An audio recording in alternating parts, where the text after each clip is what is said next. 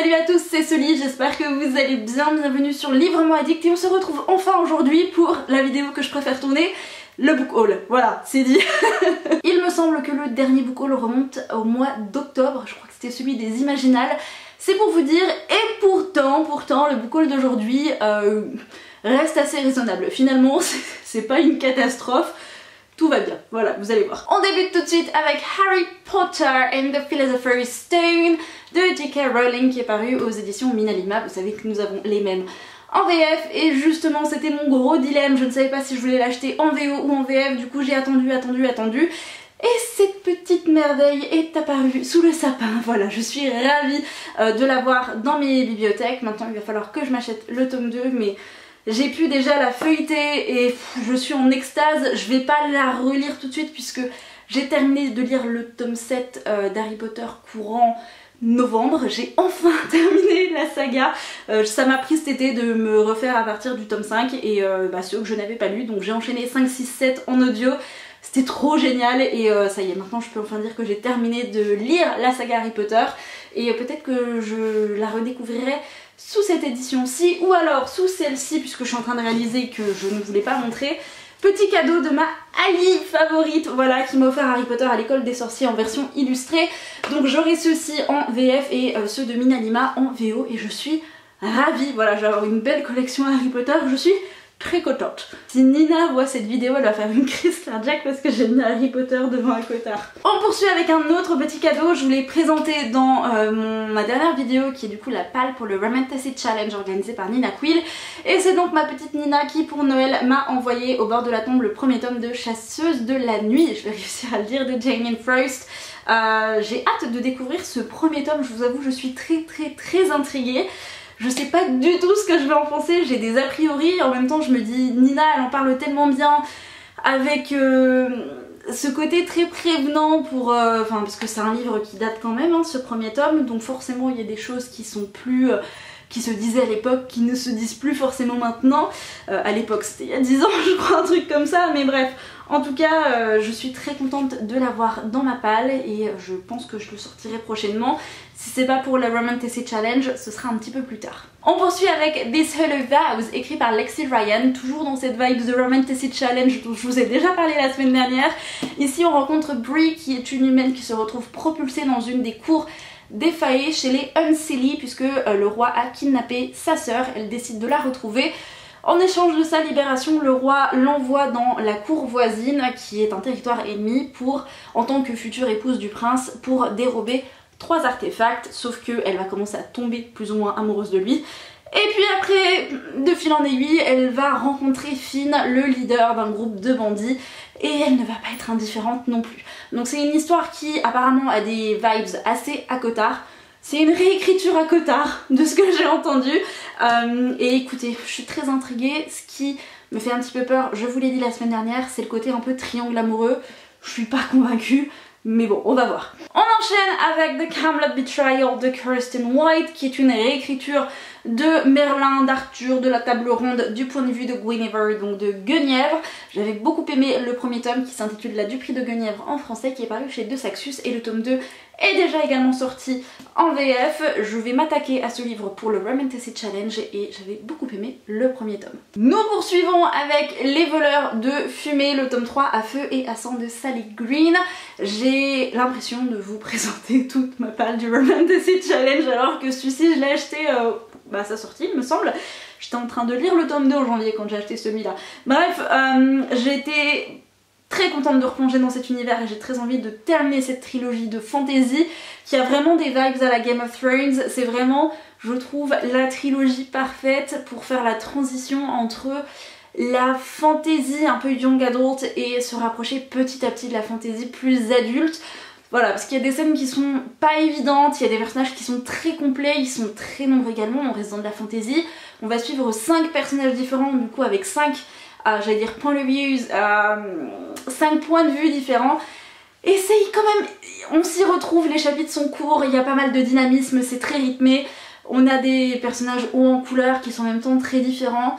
Voilà, c'est génial, c'est très complet. On a une romance MM en plus parmi les personnages principaux.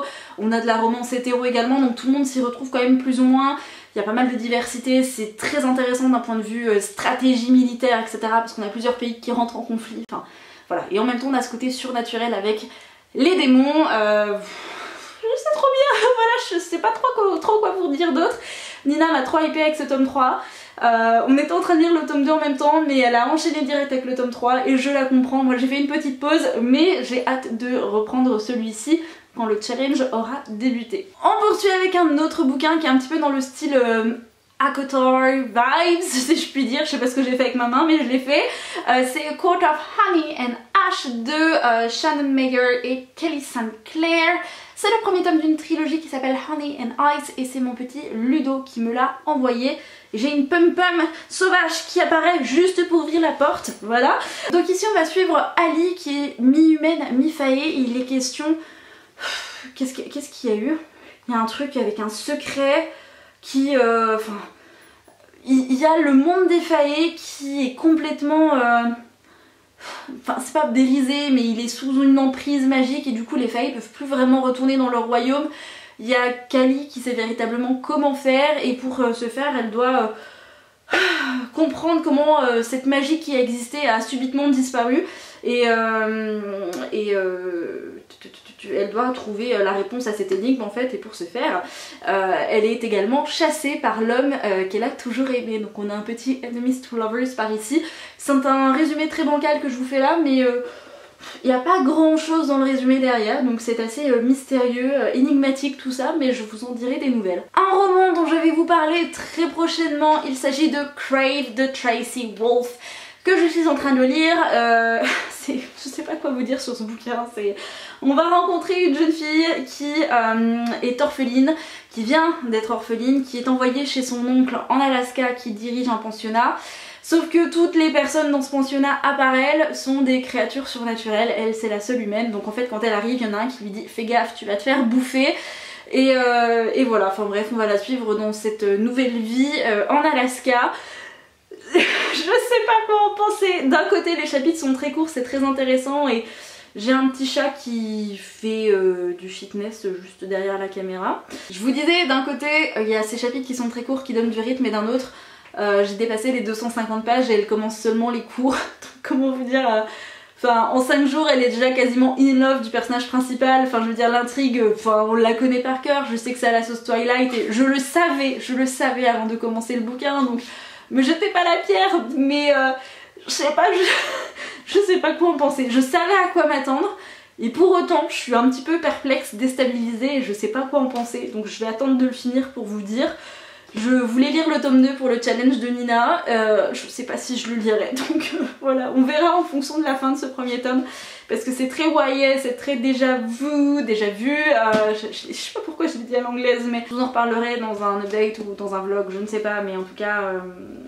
affaire à suivre. J'ai également reçu de Léa Lutringer, je sais pas comment ça se prononce, je suis désolée. Donc ça s'appelle Mater Luna, c'est le premier tome, La Prophétie. Merci à toi pour ta petite dédicace, ça m'a fait plaisir. Et ici il est question d'une histoire d'une louve. Alors c'est une fille qui est une louve-garou, on peut le dire comme ça. Elle est prisonnière d'un complexe militaire sous haute sécurité et elle va devoir parcourir un chemin semé d'embûches et de trahisons pour embrasser son destin. Donc elle va tenter de s'enfuir puisque elle est vue comme une anomalie étant donné qu'elle est une louve-garou. Voilà, tout simplement. Donc on va la suivre dans cette aventure. Je l'ai reçue au moment où j'ai reçu énormément de livres auto-édités pour les Authority Edition Awards. Comment vous dire que du coup il est passé un petit peu à côté pour l'instant, je vais le lire quand je pourrai, mais là pour l'instant les livres auto-édités, j'en ai lu beaucoup d'un coup et j'ai besoin de me concentrer sur des lectures que j'ai véritablement envie de lire. Pas que celui-ci je n'ai pas envie de le découvrir, au contraire il m'intrigue, mais j'ai d'autres livres qui passent prioritaires pour l'instant. Voilà. On va enchaîner avec un livre qui me faisait méga archi envie, c'est paru aux éditions Rivka, c'est du toc toc. Et donc c'est le Lys de Feu, le premier tome, La Prophétesse de Jacqueline Benson. Et j'ai une pum-pum sauvage qui est ressortie de la pièce en ouvrant forcément la porte. Elle sait les ouvrir, pas les fermer, on y travaille. Du coup, dans cette histoire, on va rencontrer Lily qui elle est capable de lire l'avenir si je puis dire. Elle est toujours assaillie de prémonitions.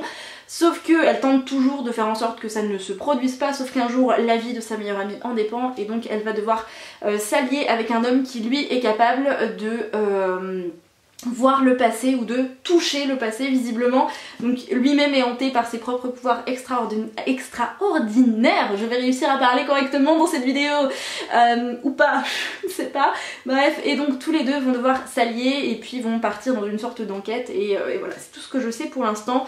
Je suis archi fan de cette couverture que je trouve vraiment très très belle. Est-ce qu'on va avoir un petit Enemies to Lovers? Je ne sais pas, il me semble que la romance n'est pas hyper présente, un tout petit peu mais pas énormément, donc je vous en dirai des nouvelles dès que je l'aurai lu parce que celui-ci me tente énormément. Je continue avec Heavenfall que je viens tout juste de recevoir, donc c'est écrit par Sarah Holland, vous l'avez peut-être vu en librairie. Merci à Page Turner de m'avoir envoyé ce roman que j'ai hâte de découvrir, puisqu'ici on va retrouver Maddie qui est une jeune ado qui tous les étés va donc à Heavenfall il me semble, donc chez son oncle pour lui filer un coup de main parce que il a une sorte de sanctuaire si vous voulez, c'est une auberge qui va s'apparenter à un sanctuaire qui est un petit peu le portail de tout un tas de mondes magiques, de tout un tas de royaumes, sauf que un jour l'impossible se produit, Maddie va retrouver son oncle inconscient et la porte d'un des royaumes est complètement ébréchée, donc le fragile équilibre du monde se retrouve menacé. Voilà, j'étais complètement fan de la couverture et je n'ai encore jamais lu de Sarah Holland, il me semble que c'est elle qui a écrit Even Less Even More, j'ai un petit doute.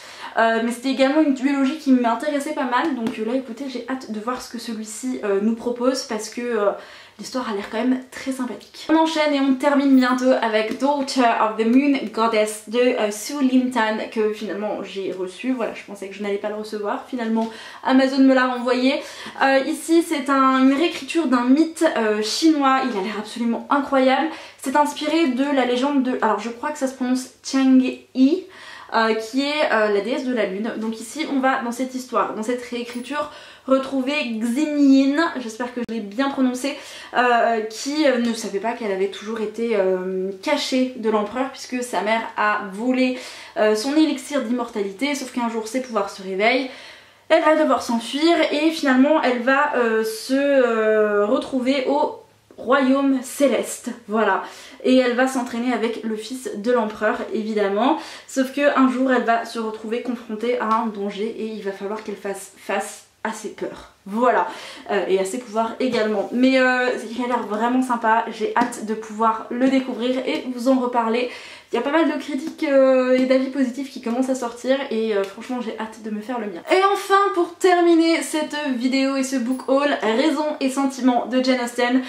Chez Hauteville, voilà, dans ces très très belles éditions, je l'ai pas encore lu, c'est l'une de mes lectures prévues pour février, je pense que je vais le lire juste après Crave, puisque j'ai comme pour objectif cette année de lire tous les Jane Austen, donc je me suis fait un planning, un programme, si jamais ça vous intéresse de me rejoindre, écoutez, on peut se faire une ELC sur le mois de février sur Raison et Sentiments, et à partir de mars, avril, mai, juin, juillet, août, septembre, octobre et novembre, décembre, ce sont ces 5 autres livres qu'il faudra lire. Si ça vous intéresse, dites-le moi en commentaire et je vous en ferai une vidéo. J'en ai terminé avec ce book haul et j'espère qu'il vous aura plu. Dites-moi dans les commentaires quels sont vos derniers achats, est-ce qu'il y a des livres présentés ici qui vous intéressent, est-ce qu'il y a certains livres que je vous ai présentés également mais que vous avez lus et que vous avez adoré ou au contraire pas du tout aimé, qu'est-ce que vous pouvez me recommander, voilà, quels sont vos derniers achats, quels sont les livres qui vous tentent le plus en ce moment, dites-moi tout ça dans les commentaires. Merci à vous en tout cas pour cet accueil chaleureux la semaine dernière, ça m'a fait énormément plaisir, donc un énorme merci, et en attendant une prochaine vidéo sur la chaîne, je vous souhaite à tous et à toutes de passer de très belles et bonnes lectures. Prenez soin de vous, ciao.